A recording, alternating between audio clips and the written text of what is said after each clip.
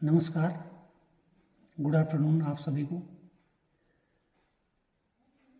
मेरा YouTube channel सुशील तोमर आजकल जो है वो शिथिल पड़ा हुआ है। स्टूडेंट्स और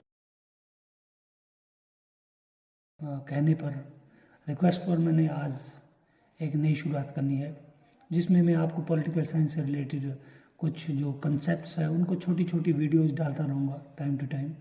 आज मैंने एक कोशिश की, लेकिन एक बात ज़रूर कहूँगा इससे पहले कि मैं अपने कंसेप्ट को इंट्रोड्यूस कराऊँ कि आप लोगों को जब भी कोई कंसेप्ट पढ़ना हो उसको आसान भाषा में पढ़ें और उसको सीखने के पर्पज़ से पढ़ें। अगर आप मार्क्स और कॉम्पिटिटिव के लक्ष्य से उसको पढ़ रहे हैं तो शायद मुझे नहीं लगता कि आप उसको लॉन्ग टर्म के लिए याद रख पाएंगे। इसीलिए कोई भी विषय को समझो, आपको वो विषय तब समझ में आएगा जब आप वही चीज़, वही कंसेप्ट किसी और को आसान भाषा में समझा सकते हैं। जैसे मान लो आज का मेरा जो विषय वो डेमोक्रेसी है, कि डेमोक्रेसी क्या चीज़ होती है। तो जब आप डेमोक्रेसी को किसी और को आसान भाषा में समझाने में जो है कैपेबल होंगे, तभी जो है आपको मैं कहूँगा कि आप एजुकेटेड है और आप एक अच्छे स्टूडेंट है और अच्छे लर्नर है। तो इसीलिए कोई भी कंसेप्ट उसको आसान भाषा में सीखिए, अपनी भाषा में, और औरों को भी समझाइए। तो अब शुरू करता हूँ मैं। अपने जो टॉपिक है वो है डेमोक्रेसी। टॉपिक है डेमोक्रेसी। आप जैसा कि देख पा रहे हैं कि डेमोक्रेसी लोकतंत्र, आसान भाषा में अगर समझा जाए तो हम इन्हें कहते हैं रूल ऑफ पीपल, लोगों का शासन। लोगों का शासन से हम समझते हैं कि जिसमें लोग भागीदारी सुनिश्चित करते हैं। क्या सिर्फ वोट देना या राजनीतिक गतिविधियों में पार्टिसिपेट करना ही लोकतंत्र है? नहीं, ऐसा बिल्कुल भी नहीं है।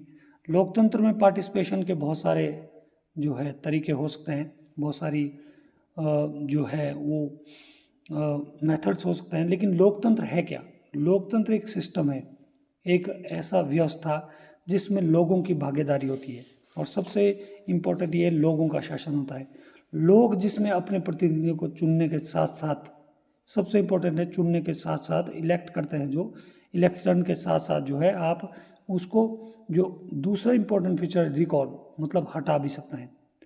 क्योंकि बहुत सारे स्टूडेंट्स को जब मैंने बातचीत की तो बहुत सारे बच्चे बोलते हैं कि लोगों का शासन, लेकिन उससे आगे उनको छोटी छोटी बातों को डिफाइन करना नहीं आता। तो मैं कहना चाहता हूँ कि रूल ऑफ पीपल का मतलब है जहाँ आप अपने रिप्रेजेंटेटिव को इलेक्ट करते हैं और साथ के साथ जो है वो हटा भी सकते हैं, रिकॉल कर सकते हैं। मतलब अगर जैसे पंचायती राज सिस्टम में अगर 2/3 मेजोरिटी के साथ ग्राम सभा जो है एक प्रस्ताव पारित करे तो वो प्रधान, उप प्रधान या अपने मेंबर्स को हटा सकता है, पहली चीज़। अब है कितने प्रकार की डेमोक्रेसी होती है। There are 2 types of democracy, direct और इनडायरेक्ट। डायरेक्ट डेमोक्रेसी मतलब प्रत्यक्ष लोकतंत्र। प्रत्येक लोकतंत्र में जहाँ पे जैसे पुराने सिटी स्टेट्स में होता था, जिसमें जो है या तो आप जो है ऑरली या कई बार हाथ खड़ा करके आप बोलते हैं कि आप सरकार के इस डिसीजन के फेवर में है कि नहीं है, आपका जो मुखिया है वो कैसे चुना जाएगा। तो आप इसको डायरेक्ट तरीके से जो है वो चुनते हैं। तो इसमें मैं बताना चाहता हूँ कि डायरेक्ट डेमोक्रेसी का मतलब है जहाँ अपने रिप्रेजेंटेटिव और अपने जो प्रतिनिधियों को या अपने जो शासक को आप डायरेक्ट चुनते हैं। इनडायरेक्ट का मतलब है जब आप पहले प्रतिनिधि चुनते हैं और वह प्रतिनिधि अपने में से किसी मुखिया को चुनता है और वो मुखिया सभी के ऊपर जो है वो राज करता है। तो ये 2 प्रकार की डेमोक्रेसी होती है, डायरेक्ट और इनडायरेक्ट। डायरेक्ट डेमोक्रेसी में आप, जैसा कि मैंने यहाँ पे लिखा है, इसकी विशेषताएं बताइए कि रिप्रेजेंटेटिव डायरेक्ट इलेक्टेड, जो आपके प्रतिनिधि है वो प्रत्यक्ष रूप से चुने जाते हैं। आप डायरेक्ट जाके जो है, जैसे इस बार कॉन्स्टिट्यूंसी में आपने जो है असेंबली कॉन्स्टिट्यूंसी इलेक्शन में आपने वोट डाले, तो जिस भी प्रतिनिधि को डाले वो एक डायरेक्ट इलेक्शन है। और या अपने गांव में आप पंचायत को चुनते हैं।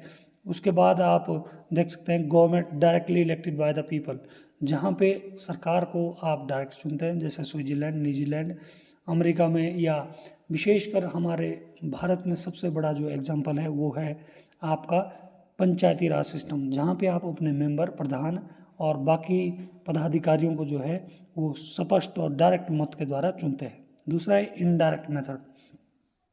इनडायरेक्ट डेमोक्रेसी में जो हेड ऑफ द गवर्नमेंट है इंस्टीट्यूशन, वो इलेक्टेड बाय द रिप्रेजेंटेटिव, वो आपके द्वारा चुने हुए प्रतिनिधियों के द्वारा चुना जाता है। जैसे कि इंडिया, इंग्लैंड, चाइना, भारत, विश्व के बहुत सारे देशों में जो है वो ये जो इनडायरेक्ट डेमोक्रेसी है ये प्रचलित है। और इसका मुख्य कारण ये है बिकॉज सबसे बड़ी जो कारण है वो है जनसंख्या, या क्षेत्रफल।